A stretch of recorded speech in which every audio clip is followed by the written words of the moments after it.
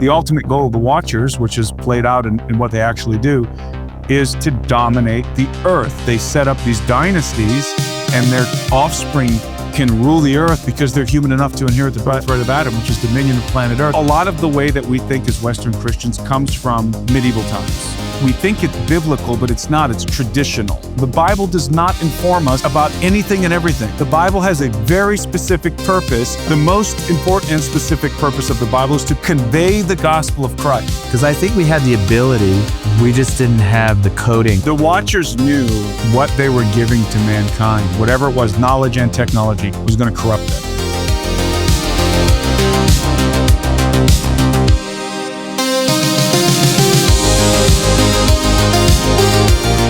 All right, we're doing an impromptu discussion right here, fireside chat in Montana, talking about all the things blurry, all things strange, from ancient megaliths, giants, modern UFO sightings, Bigfoot. We have a whole discussion here. It's a fireside chat with Tim Alberino, and I'm half of Blurry Creatures, and we're going to get into it today. And about 15 minutes, we're going to hop over into another hour conversation with just members.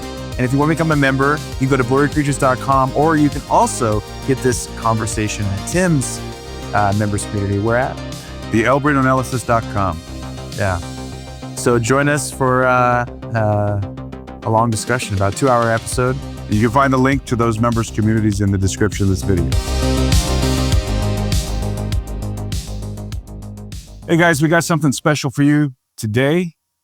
We are here in Montana. Myself, Nate, and we're recording a special members video here for the Blurry Creatures members audience and for the Alberino Analysis members community. And we're just going to have a little fireside chat here. Yeah. What are we going to talk about, Nate? Get into it. I think we should let's go ancient history and giants, modern phenomena, weird stuff, and the future. Let's do it. What you like to talk about. So, over the years, we've had a lot of talks, Tim. We've gone all over the world talking. Gone to Peru, that's right, Costa Rica. Came to BlurryCon a couple times, and we've talked about a lot of things going down. I think we could kick it off with a just easy giant question. How's that? There's a lot of people talk about the Nephilim and the Refaim. Is that just a linguistic shift, or are there two different beings? I think generally speaking, Nephilim refers to the first generation of giants, primarily in the antediluvian world. And then you have successive generations that we encounter in the Old Testament post-flood. Yeah. You have, for example, the Anakim who come from the Nephilim. Yeah. So the Anakim are the descendants of the Nephilim. You have the Rephaim. So these are all tribes of giants that are ultimately descended from that first breed of hybrids. And of course, the giants were the product of the procreative product of the Watchers in human women. In the Greek version of the Book of Enoch, you have different races of giants that are named. You have the Eliud, the Nephilim, and so forth. Nephilim definitely refers to pre-flood giants, and whether or not they were called Nephilim afterward, probably were, but more often than not, you encounter the descendants of the Nephilim, and the Rephaim are descendants of the Nephilim. Do you think they're genetically like a step down from them or different in some way? I would say that probably the bloodline was becoming diluted as they were intermingling with the human species and becoming progressively smaller because of that delusion. People talk about a lot on our show, like genetics. Speaking of that, could there be like a genetic marker that's still traceable today back to these giant clans in the human DNA, I think? Probably. I mean, there has to be, right? Because if the giants were, think about Goliath of Gath, who David slew. He probably, I mean, not to be vulgar, but he probably slept with regular sized women at some point. He was probably reproducing, at least in adolescence. The giants in their adolescence, maybe when they were 14, 15, 16 years old, were not so large that they couldn't reproduce. And the tribes in Canaan, the Canaanites worshipped giants. The giants were the great heroes of old. And in some cases, there were necromantic practices related to giants, to communicating with dead giants. So there was a cult of giant worship in Canaan. And so you would I would assume, and I've never seen any proof of this, but I would assume that there is probably ritualistic sex magic involving giants to produce more generations of giants, to procreate them. So if you extrapolate that out, then at some point you would have some of those genetics of the Nephilim remaining in the human populace, but not expressing as in extraordinary size anymore. Yeah. So maybe there's some features that are spread out, diffused within the human populace today, some genetic markers that go back to the Nephilim.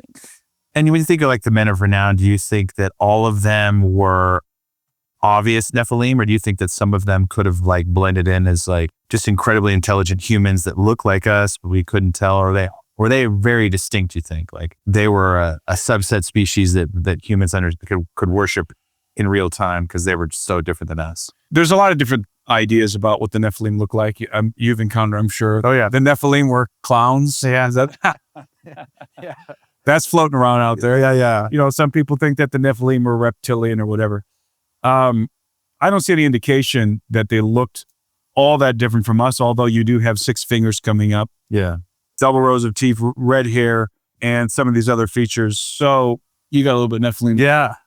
Maybe. I'm asking these questions for a reason. The real question to me, and really the only way to answer this question, is what did the Watchers look like? Yeah. That's the real question. So I'm persuaded that the Watchers look like us. In other words, we look like them. So do you think that first generation could have been the most pristine? And then what happens if 2 like giant offspring mate? Does that create something different, you think, versus the original first? No, if you had 2 first generation Nephilim breeding, you would get a pure blood Nephilim. Yeah. Well, not entirely, because you have something like 50%. So you would get a Nephilim with giant and some fallen angel DNA, but a lot of giant DNA. So yeah, who knows which genetic trademarks were lost, which ones come from the Watchers and which ones come from humans, and how that all plays out in the gene pool. But certainly I think the size would have been larger in the beginning. Yeah. And then gradually diminished as you get further away from the original stock. So a question I find intriguing is, did the Watchers know that the product of their procreation with human women would be giants, would result in extraordinarily large beings? Did they know that? And is there anything in Enoch that suggests? No. Did they intend it? I mean, there's things that we can intimate.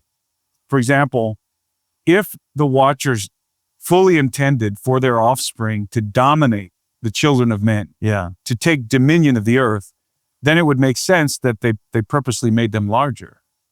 And how would they do that? Well, it could have been a not just procreation, not just sexual intercourse, but also incorporating some kind of technology, which we can do today, in order to perhaps change something in the genome to guarantee that their offspring would be exceptionally large. And again, why would they do that? So that they could dominate the human species. So I think it was more like sort of premeditated, first degree rebellion. I think it was totally premeditated. But remember, in the book of Enoch, the Watchers, they had 3 goals in mind. They had 3 primary goals. Yeah. The first 2 are explicit in the text. They lusted after human women. Yeah. So they wanted to copulate with human women. That's number 1.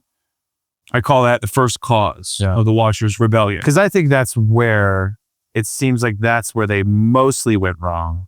I'm not sure if they actually knew the genetic repercussions of their decisions. Well, they wanted to copulate. Yeah. They wanted to have sex with human women, but they wanted to marry these women and produce offspring.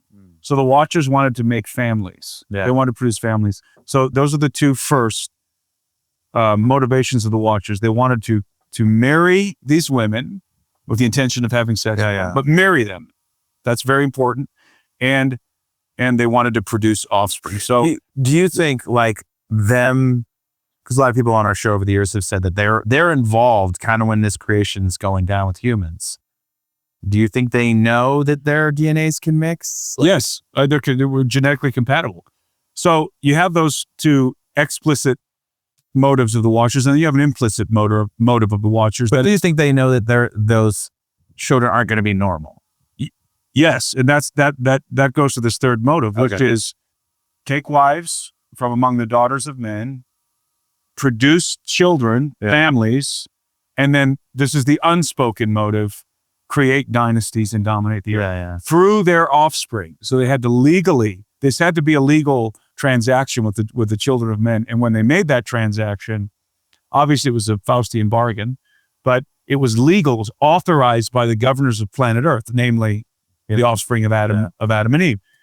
And they struck a bargain, clearly in the book of Enoch. They because it's not one-sided, the Watchers get to marry the maidens that they chose, but in exchange, they gave knowledge to men. So there's a bargain that took place there.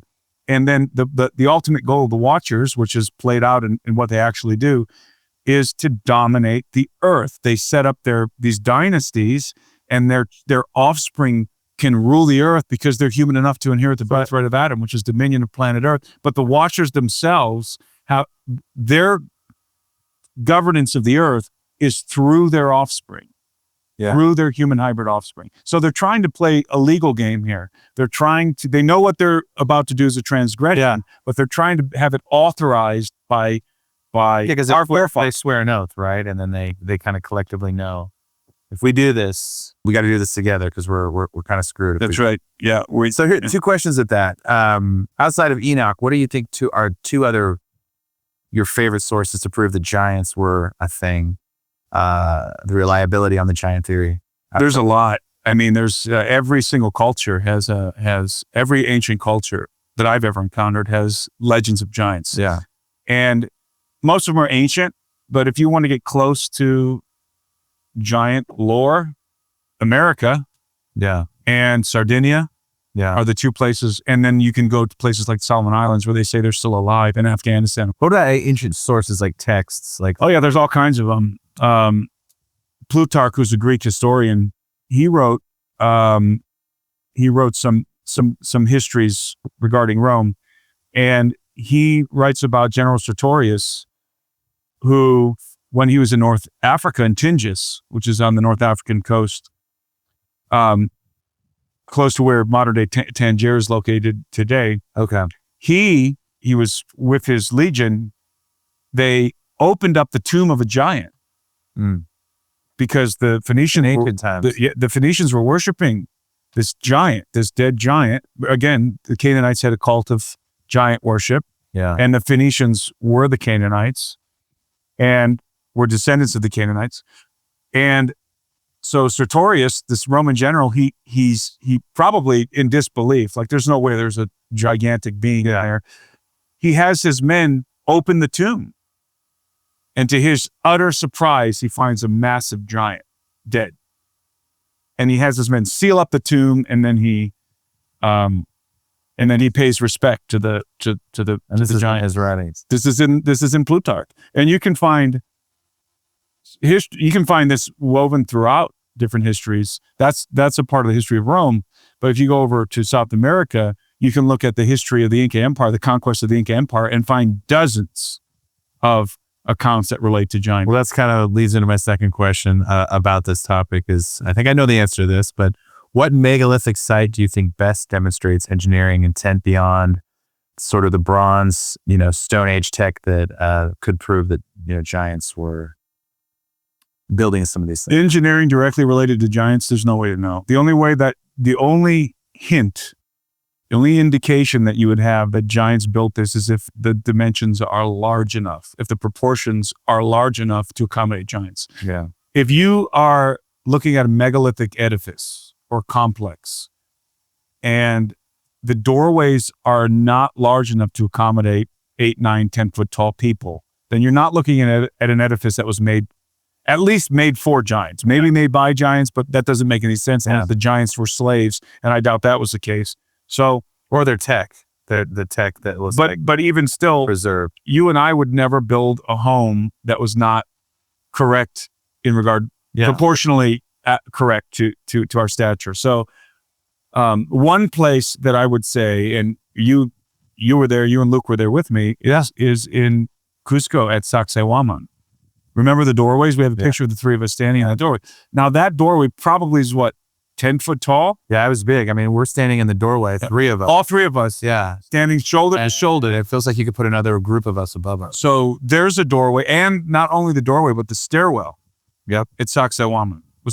If you were to build those stairs for a person that fit through that doorway, you would have created them with the same distance that they are today for someone who has a very long gait, a long walker, which is sometimes what giants. Do you believe at the height of that empire, there was a watcher there?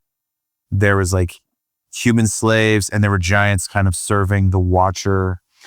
The watchers would have been gods living among men. Yeah, and their offspring would have been the great kings, the giants. I mean, this is This is. But is that like the foundation of maybe a megalithic Tower of Babel, so to speak? Yeah, I think that it has like a star shape. I remember looking at it. And there's no way to know what the purpose precisely of Sacsayhuaman was. Yeah. Could have been a fortress. It could have been a fortress. Could have been a temple. It could have been an astronomical thing. Yeah. Could have been a technological thing. Nobody really knows. Yeah. But it makes you wonder if the Watchers are living on Earth, and they were.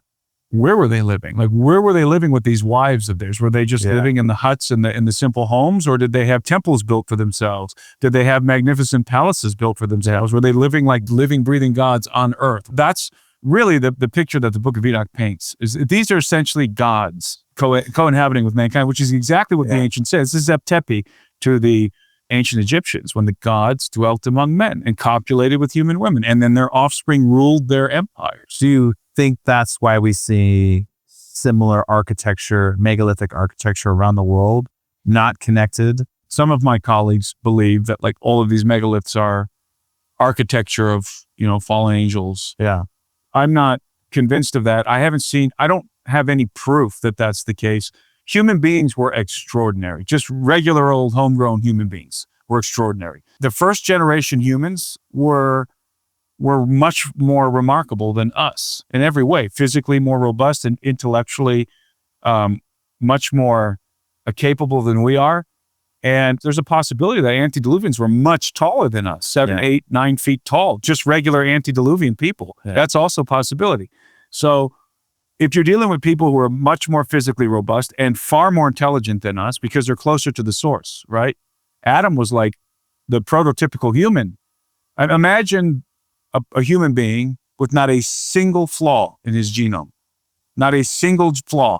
He's firing on all cylinders. Every neuron is 100% activated. Yeah. Every fiber of his body, no genetic deformities or maladies, mutations. What would that human being be like?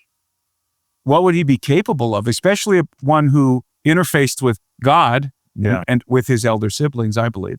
So the first generation humans were exceedingly intelligent. So they need to be in the picture. When we talk about megalith builders, it's very possible that Adam, the line of Seth, or the line of Cain in the antediluvian world were capable of building megaliths and were just far more intelligent than us. They were much longer lived. So I think what was the technology then you think that they had that we didn't have that made us make the bargain, the deal? Oh, the Watchers? Yeah. So if that's a good question. We traded that tech, but because I think we had the ability, we just didn't have the coding. We didn't have the language. We didn't have the knowledge, but I think we had a better brain to handle the code. Maybe it was literal technology, not just knowledge. What if they handed them some devices? Yeah. Like, here, cut stone with this, right? Yeah. So that's possible. That is within the realm of possibility. There's no question. So more like Legend of Zelda. Yeah. It's exactly like Legend of Zelda. You just crack open the cave and I just hear the golden flute. Exactly.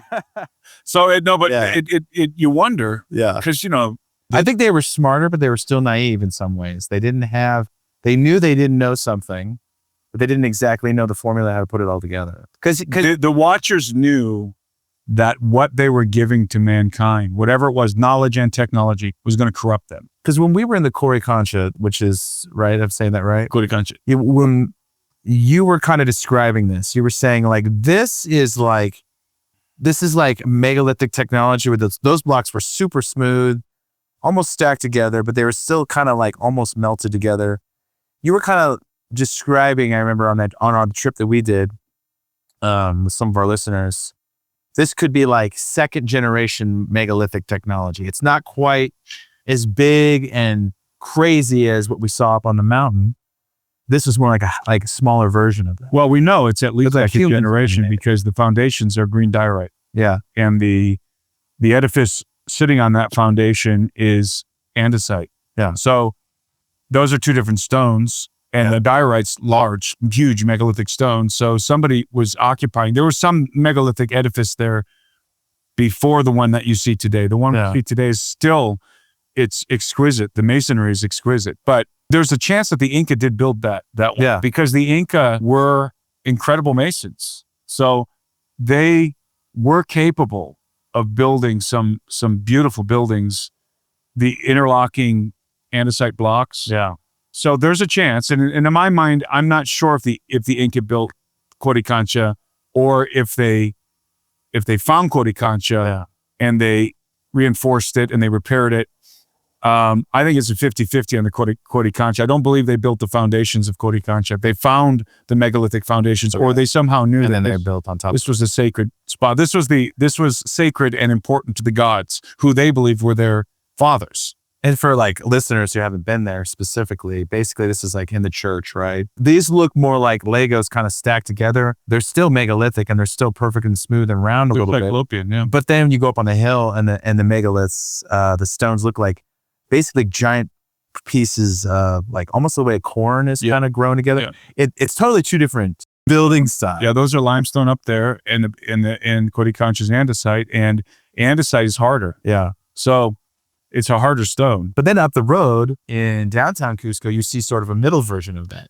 You know, it's kind of, they're not as big as they are. This is my thought. Yeah. So if you and I are conquistadors. Yes. And we arrive to Cusco, we conquer the Inca. We see the edifices in Cusco, and they remarked about them. They write about them. The conquistadors. They write about the walls of Sacsayhuaman. They say about the walls of Sacsayhuaman that men could not have built this. These had to have been built by giants or demons. That's what they say. Yeah.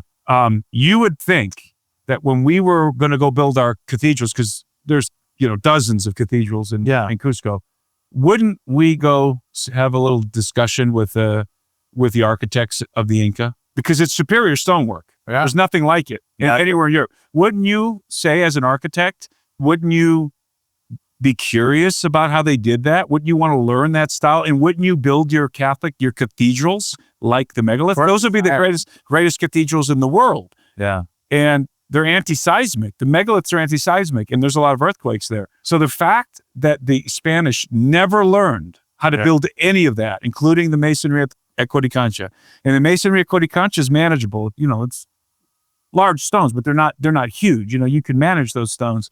So why didn't they build at least the foundations of their cathedral like that? And there's only two options. A, because this was a secret among the Inca, and the priest class who kept it didn't reveal the secret, or B, because they didn't know how to do it, because they didn't do it. Yeah. Those are the only two options. So, well, that kind of goes back to what we were talking about a minute ago, like kind of the human's capability of building this. How much knowledge do we have? The prototype of Adam. Yeah, he's smart. To me, it's like a MacBook, though, with no software. It's like, is it the best system to run, like, with knowledge once you put it in there? But we still didn't have the code, I don't think. We didn't know. You think Adam knew how to build megalithic, like take stones and shape them? Because they look like they're heated, cooled, lit. Why wouldn't he? I mean, I don't know. It just seems like he didn't need to. He would, maybe he had the ability to do it, but it seems like it's a technology where there's like a frequency. They have a couple problems. They have to shape the things, and they're in odd shapes, and then they have to move them somehow, and they have to quarry them.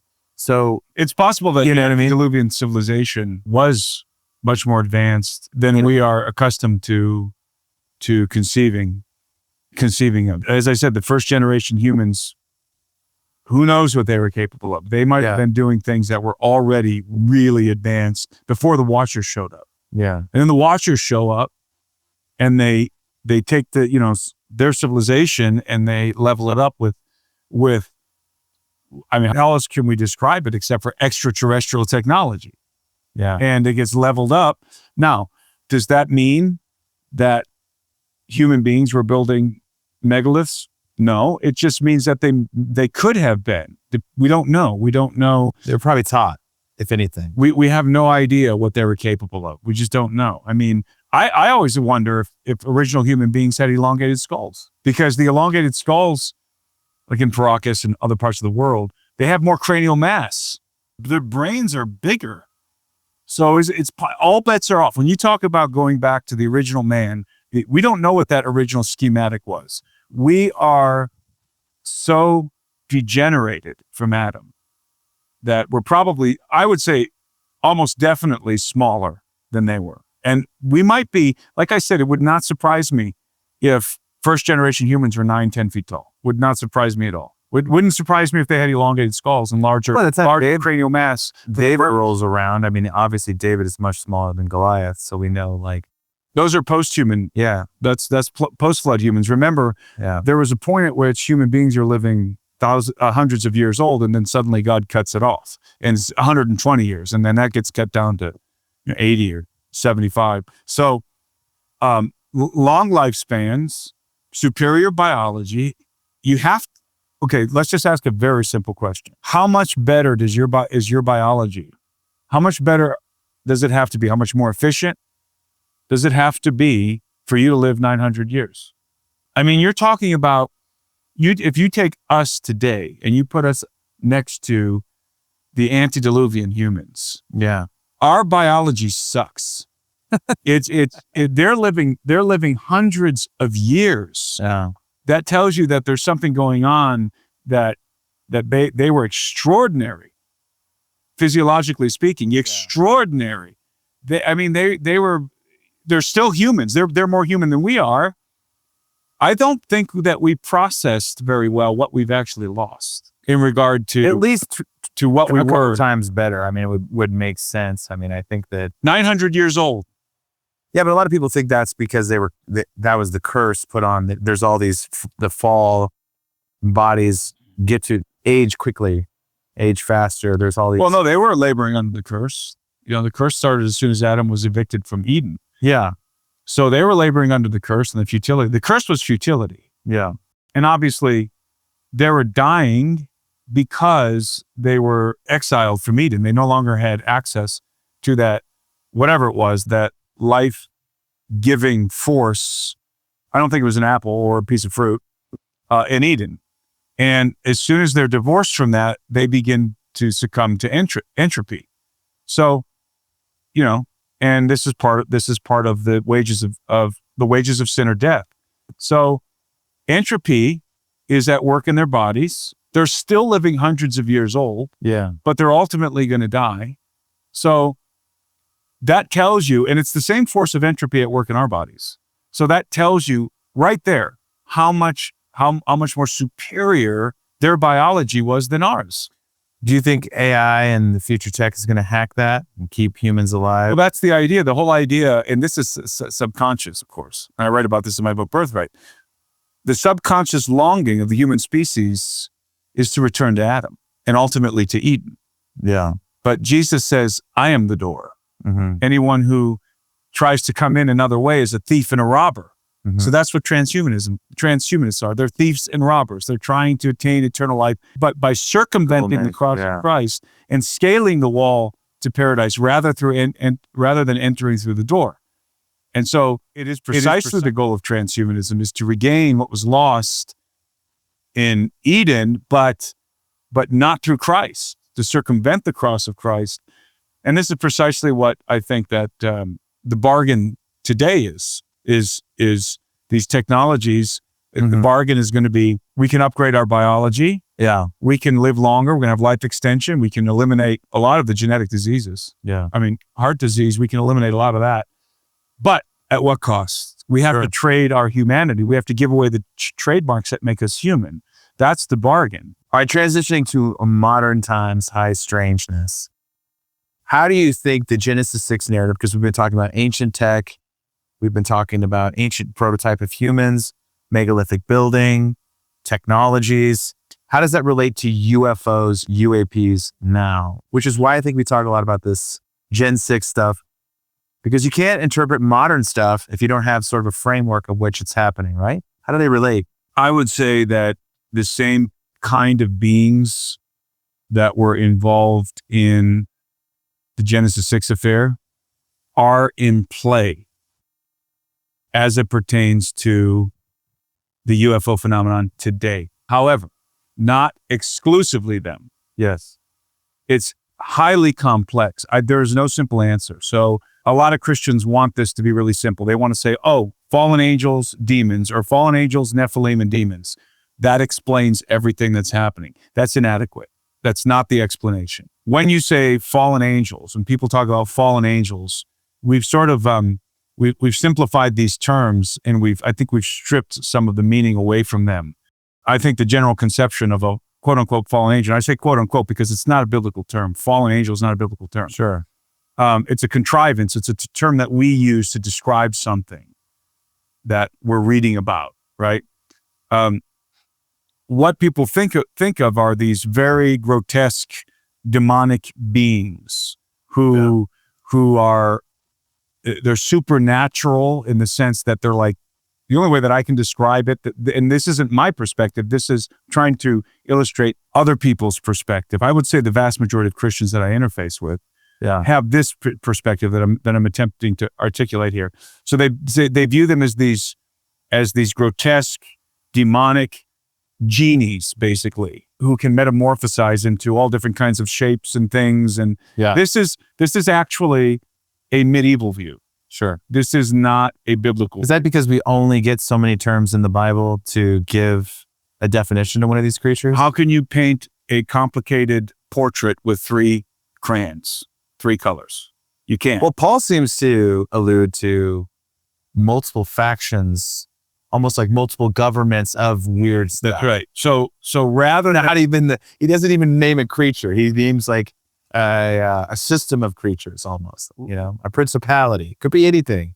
Yes. Rather than thinking about fallen angels as these grotesque evil genies that can pretty much just blink in and out of our dimension or whatever, I think that's medieval. Yeah. I think we would do well to set that aside and instead start to formulate a new conception in which these beings, these fallen angels, who are properly understood as insubordinate sons of God. These are insurrectionary sons of God. Yeah. And they come from a civilization, very, very ancient civilization that pre-exists our own. In fact, our civilization is modeled on theirs. And these beings are exceedingly old and wise and are in possession of advanced technology, much more advanced than anything we have. And they've been interacting with the earth since the beginning. They've been interacting with mankind. And this is all, by the way, everything I'm saying right now is framed within the biblical context. Sure. Nothing I'm saying is not biblical right now. So all of this is a biblical perspective, and the evil genie thing is not a biblical perspective.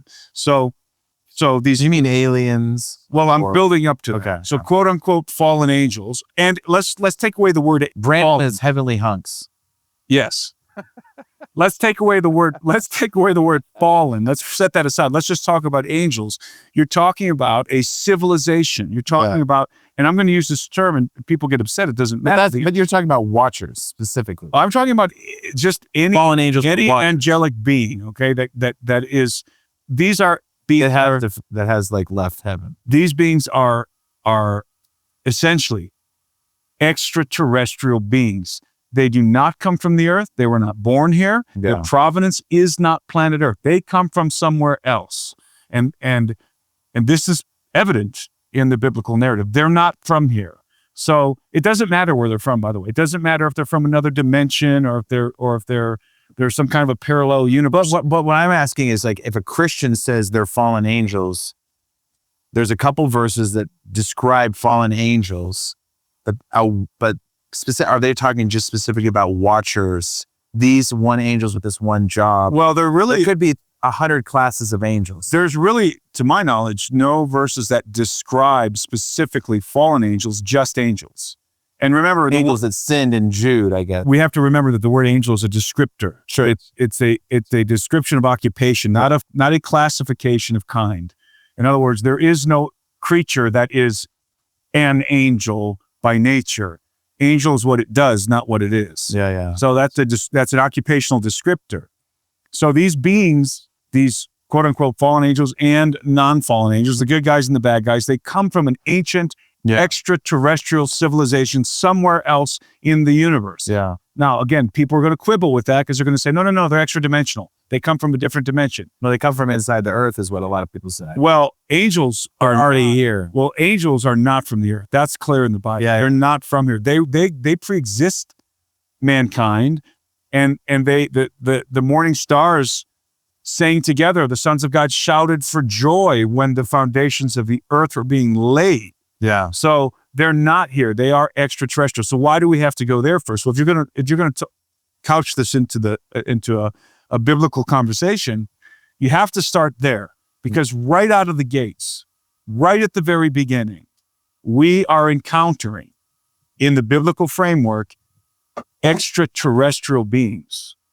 We're encountering them right in the beginning of the story. So we have an extraterrestrial perspective that is not read into the Bible. It's not extra biblical. It's not bad hermeneutics. It is simply part of the narrative. People in the comment section are going to say they're not extraterrestrial, they're interdimensional. Yeah. It doesn't matter. This is semantics. Yeah. Nobody knows what interdimensional means. It doesn't mean anything. No one's seen an interdimensional world. Our brains cannot even conceptualize more than 3 dimensions. It's impossible. We cannot conceptualize a hypercube, a tesseract. Yeah. We don't. We have no idea what a tesseract looks like because we can't think in 4 dimensions. So formulating theology in 4 dimensions is an exercise in futility. I think if we simplify this and we understand that there is a extraterrestrial civilization that pre-exists our own, and that is a biblical paradigm, that is a correct biblical framework, theological framework, and we start from there, then we can work our way into the UFO phenomena. Okay. And begin to understand some of it from a biblical perspective. And if you're saying a civilization, then obviously we know how many different species there are here. Who knows how many species there are there, which makes it more complex. Very complex. And you've been doing this a long time. You've been doing this over 20 years. And so you've had people chirping at you and giving you comments. That's a good way to say it. Yeah. And for 20 years. And it makes you frustrated because I think a lot of times our listeners are like, why does he go on? You know, we get a lot of emails. What is Tim going on about why is this such a big deal to him? Because I think you're trying to help Christians understand that just about anything could show up. I mean, if you listen to like some of the UFO reports, there's not just like one type of being that comes out of these. I mean, the Greys are reported a lot, but there's all different types of things that people are interacting with. And I think your passion is, correct me if I'm wrong, to help Christians realize that you might need a book this big to kind of define the creatures that exist. I think we need to put our big boy pants on. Yeah. And graduate from the medieval worldview. So the reason I asked this question with the UFO and the disclosure and how it relates to Genesis 6 is that we actually put some UFO imagery in our Book of Enoch. Maybe tell some of our listeners where they can get our version of the Book of Enoch. Yeah, we have collaborated on a Book of Enoch. This is our own edition of the Book of Enoch. It's R.H. Charles, but we have commentary and an introduction, and we have concept art in our edition that is going to illustrate some of our very unique perspectives on the Book of Enoch. There's no other Book of Enoch like this out there. If you want a copy of our Book of Enoch, you can go to blurryenoch.com. And I don't know, we spent about 6 months making this. It wasn't like we just taken a PDF, copied it, and threw it back out there. We meticulously you went through like 3 different versions. I did, yeah. We made sure there was no errors, and we formulated it actually differently so you can actually follow along pretty well. Put art in there, did a generous commentary in the beginning, and really kind of, if you've been on this blurry journey since the beginning, and you kind of know have the framework of all the weirdness that's going on, this is your version, this is your copy. And it includes 1st, 2nd, and 3rd Enoch. Yeah. So it's the complete edition. Yeah. And it is also volume 1 in the Nephilim series. So we've got more volumes coming in this series. So track with us, track with Blurry Creatures, track with me, and you will be seeing information coming out of the next installment in the Nephilim series. Easiest way to get it, blurryenoch.com, or go to Amazon, put Alberino, Book of Enoch, Blurry, Book of Enoch. You'll find it, and you'll see the cover. See Enoch writing the old book on the cover. So check it out. Thanks for tuning in this episode.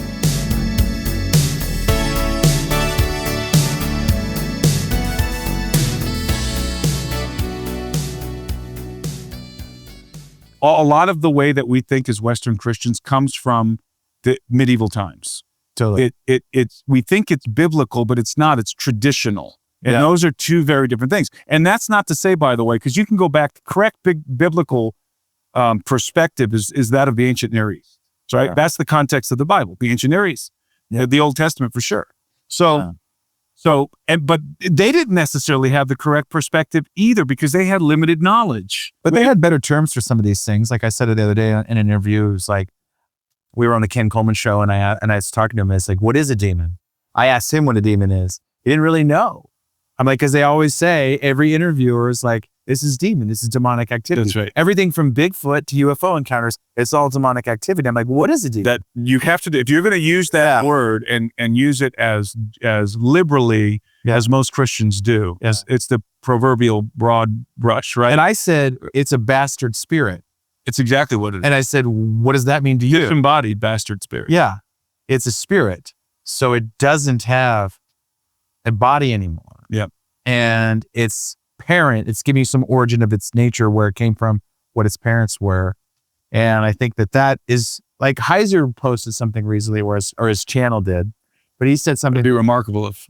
Yeah, he did, right? The ghost of Mike. The ghost of Mike, which is so meta here for what we're talking about. But he said angels is like an old quote he had that was just regurgitated on his channels. Angels and demons are generic terms. They are generic terms. That's it. They're very generic terms. But that's what Christians will respond every single time with.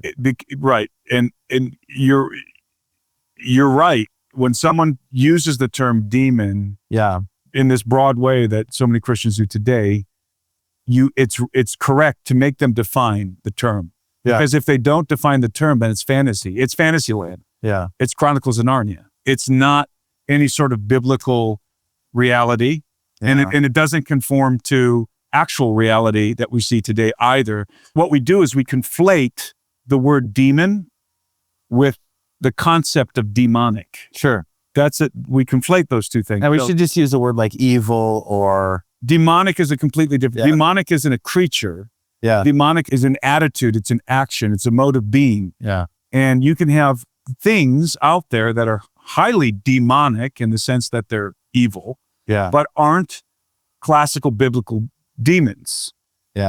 And that's the problem, is we have a terminology problem. But to answer your question before we go into the members only section, but to answer the question of how do you have, because there's no short answer to how is this, how can you frame the UFO stuff into a biblical context? Well, if you ask the vast majority of theologians, I'm not even just talking about lay Christians, theologians today, and it doesn't matter if they're Catholic, Orthodox, Protestant, Mormons, Jehovah's Witnesses, doesn't matter. The vast majority, 99.9% of them, will say it's angels and demons. Yeah. And Nephilim. Some will throw in the word Nephilim, as if that's the perspective. That's the only biblical perspective. But I just laid out the beginning, a foundation for something completely different. Yeah. Which is right from the beginning, we're dealing with an extraterrestrial civilization existent in some other part of the universe, right? Right there. That foundation, which is, again, a biblical foundation, that opens the gates for all kinds of possibilities.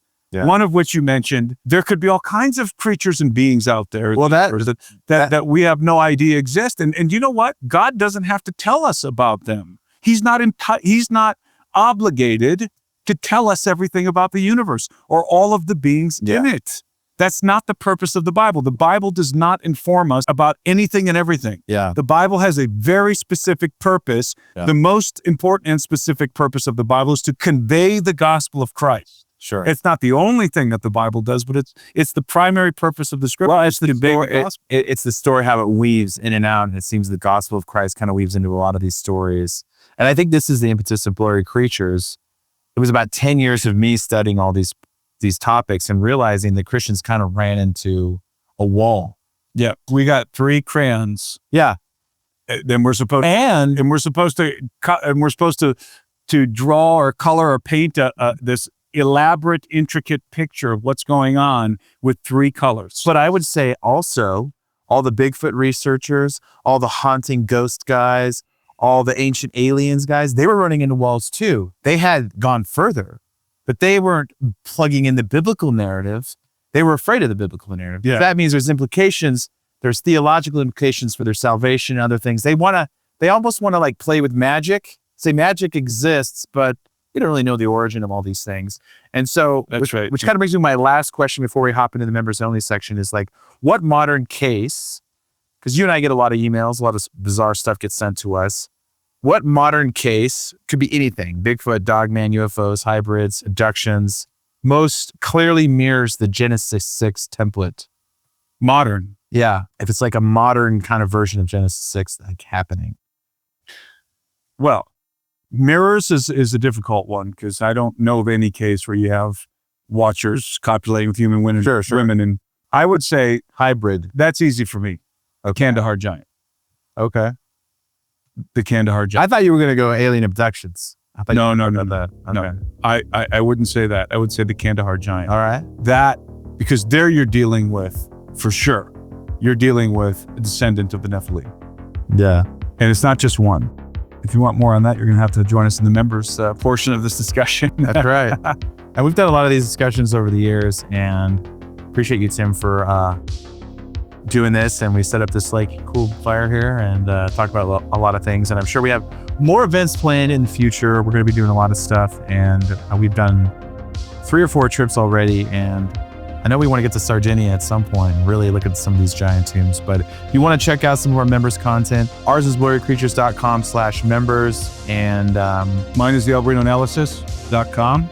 And yeah, track with us, track with Blurry Creatures, track with my stuff if you're interested in joining us on some of these future endeavors. We have some cool ones planned. Yeah. There's some talk of Sardinia. That's right. There's some talk of Malta. I'm trying to get him to go to Hawaii because there's some blurriness in Hawaii that happened next year. Well, you wouldn't have to convince me too much to go to Hawaii. Well, we just got the invite a couple weeks ago, and so I was trying to make that happen. But thanks for joining us for the discussion. We're going to probably go another 10 questions or so and keep this rolling. So if you guys want to see the rest of this interview, if this is not an interview, this discussion, then go over to Blurry Creatures, join their members community, blurrycreatures.com/members, or go over to the alberinoanalysis.com.